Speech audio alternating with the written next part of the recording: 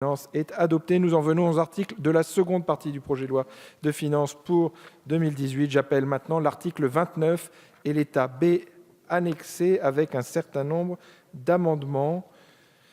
L'amendement 307 est présenté par le gouvernement.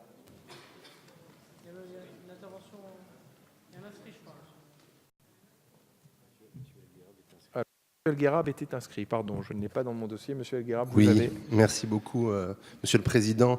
Et je voudrais faire un appel avant qu'on examine l'ensemble des amendements qui ont été déposés, un appel à l'intelligence bicamérale sur un sujet qui me semble important, celui de l'enseignement du français à l'étranger.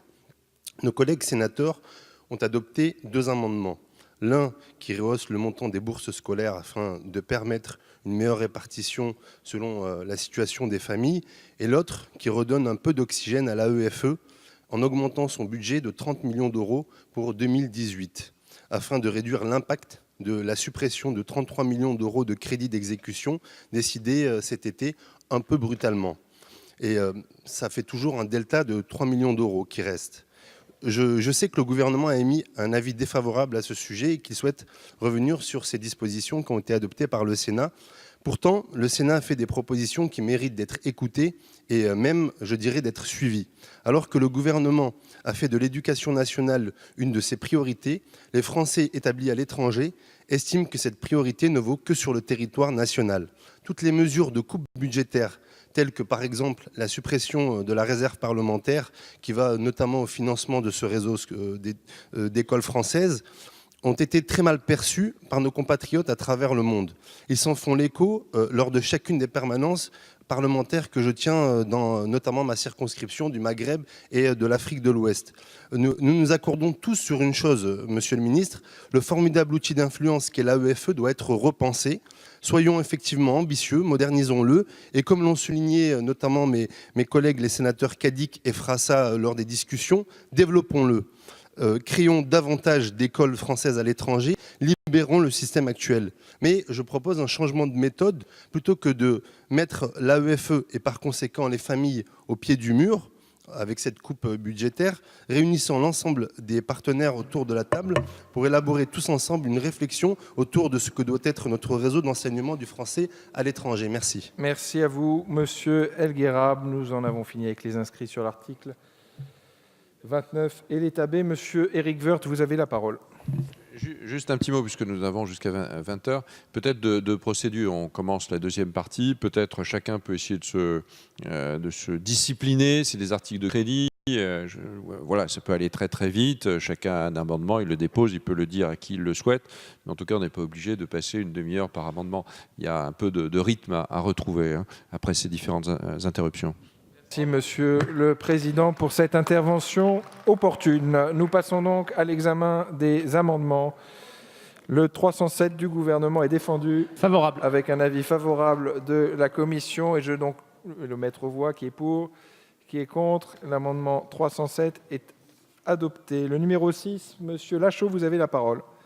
Oui, un amendement pour déplacer les crédits alloués à la mission Présidence France du G7 vers les fonds de l'ONU, parce que nous considérons que seule l'ONU est une instance internationale représentative et que ce club de nations oligarchiques qu'est le G7 ne sert qu'à dicter la parole des nations les plus riches à l'ensemble du monde, et nous ne nous y reconnaissons pas. Et la France ne devrait pas s'y reconnaître et devrait au contraire redonner à l'ONU toute sa place dans les discussions internationales.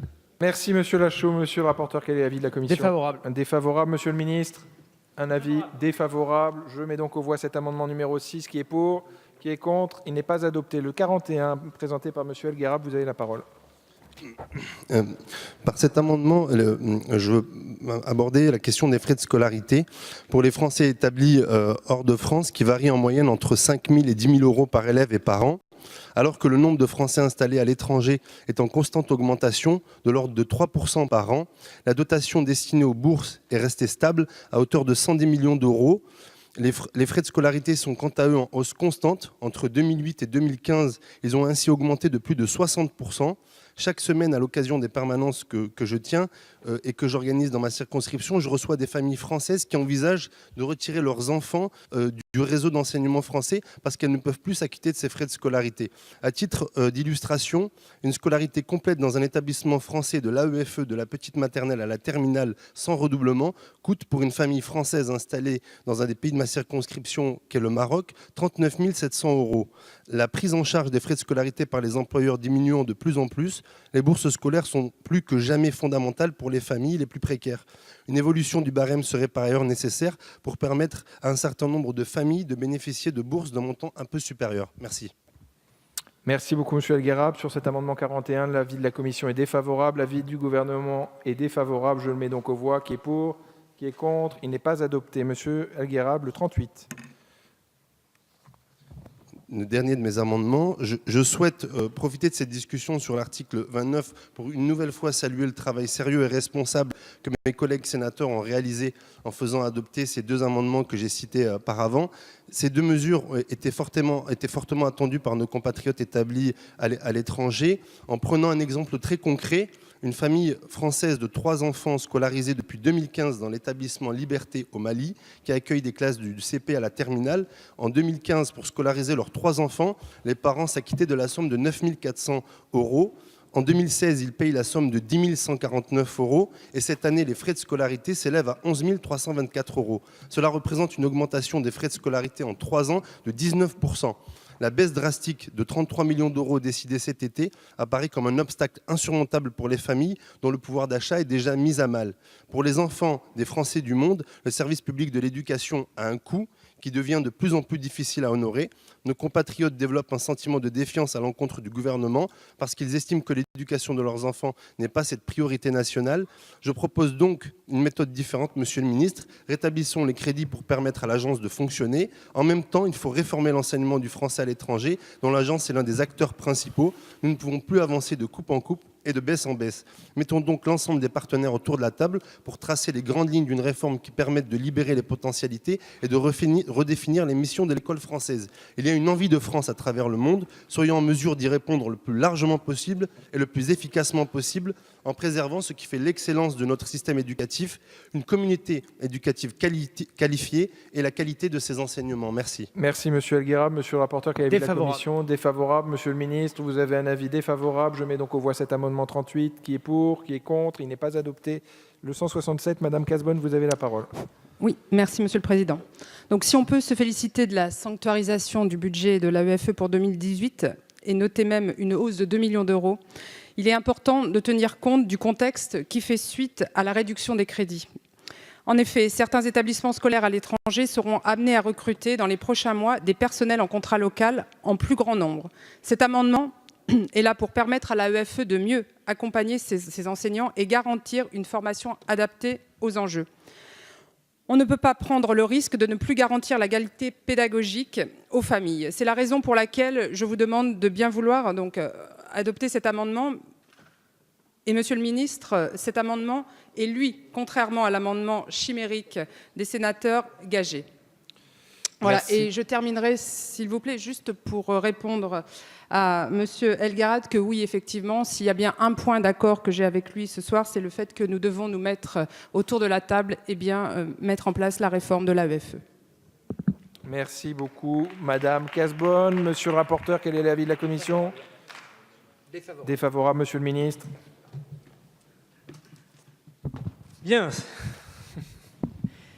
Madame la députée, d'abord je voudrais saluer, ainsi que les Français, les députés élus des Français de l'étranger, le travail. Je sais que vous avez une mission qui vous a été confiée avec vos collègues, notamment vous, pour réfléchir à la réforme de l'AEFE. C'est une réforme nécessaire, importante, évidemment parce que c'est une diplomatie d'influence, mais aussi parce que nous avons une organisation sans doute à revoir sur l'enseignement. Et l'AEFE n'est pas sans réforme à attendre dans les prochains mois, dans les prochaines années. Et en tout cas, votre travail sera évidemment le bienvenu.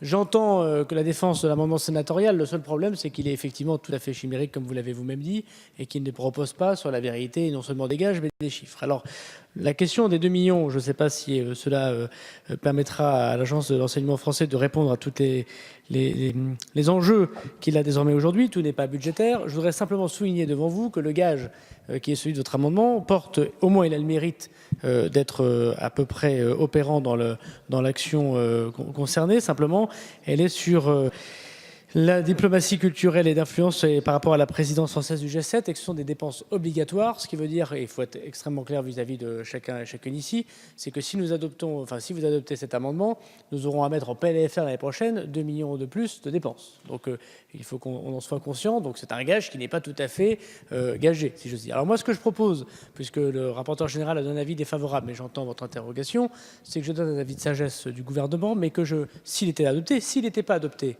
l'avis resterait là et on attendrait la réforme. Si c'est adopté, d'ici la fin de la soirée, je demanderai une deuxième lecture pour que nous puissions, une deuxième délibération, pour que nous puissions trouver un vrai gage, notamment en lien avec, si vous le souhaitez, le ministère des Affaires étrangères. Si jamais, soyons clairs, nous avons gardé le même gage, qui est une obligation de dépense de 2 millions à la fin, évidemment, je n'aurai pas l'occasion de donner un avis favorable. Donc soit à l'intérieur des crédits du ministère des Affaires étrangères, on trouve les 2 millions, et dans ces cas-là, je donne un avis favorable. Je ne suis pas ministre des Affaires étrangères, soit on ne le trouvera pas, et ce sera un avis défavorable. Merci beaucoup, Monsieur Darmanin. Je vais donc mettre aux voix cette... Alors, nous avons une prise de parole de Mme Cariou, une prise de parole de Monsieur El Guerab, et je reprécise que la séance pourra aller jusqu'au bout de la nuit si vous le souhaitez mener ces débats autant que faire se peut. Madame Cariou, vous avez la parole. Non, mais je ne vais pas prendre 3 heures pour expliquer qu'aujourd'hui, on a des problèmes dans l'éducation nationale partout en France, dans nos territoires ruraux, que chez moi, les professeurs, certains sont recrutés sur le bon coin. Donc moi, je veux bien entendre qu'il y ait ce genre de difficultés, mais à ce moment-là, il faudrait peut-être aussi remettre de l'égalité et de l'égalité des chances partout sur le territoire français. Merci. Nous avons Monsieur El Guerab qui veut parler. Pardon, Monsieur le Président, je me permets de prendre encore quelques secondes et je ne crois pas avoir beaucoup abusé du temps depuis le début du PLF. En tout cas, ce que je veux dire, c'est que c'est un sujet important. C'est un sujet important et on est saisi tous les jours, on est saisi des dizaines de fois par les familles.